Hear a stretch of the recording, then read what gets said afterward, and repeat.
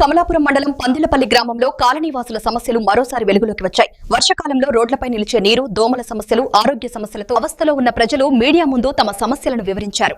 గత 4 సంవత్సరాలుగా రోడ్ల సమస్య, వర్షపు నీరు నిలిచిపోవడం, దోమల వ్యాప్తి వంటి సమస్యలను అధికారులకు అందించినప్పటికీ ఎటువంటి చర్యలు తీసుకోలేదని వారు ఆవేదన వ్యక్తం చేశారు.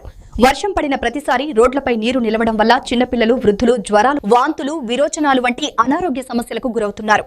అవయవాల లాంటి అనేక ఆరోగ్య సమస్యల కారణంగా కొందరు ఆసుపత్రిలో చికిత్స పొందుతున్నారు. ఇకనైనా అధికారులు వెంటనే స్పందించి పందిళ్లపల్లి గ్రామంలో స్థానిక ప్రజల ఆరోగ్య మరియు సౌకర్యాలను దృష్టిలో ఉంచి సమస్యలు పరిష్కరించాలని కోరుతున్నారు. సార్, మా సమస్యను పరిష్కరించండి. అందరికీ నమస్కారం.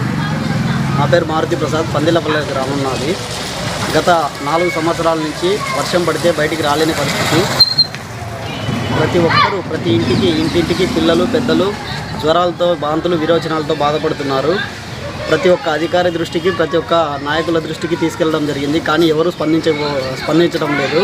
మా ఈ సమస్యను పరిష్కరించడానికి మీడియా మిత్రులను ఆశ్రయించడం జరిగింది.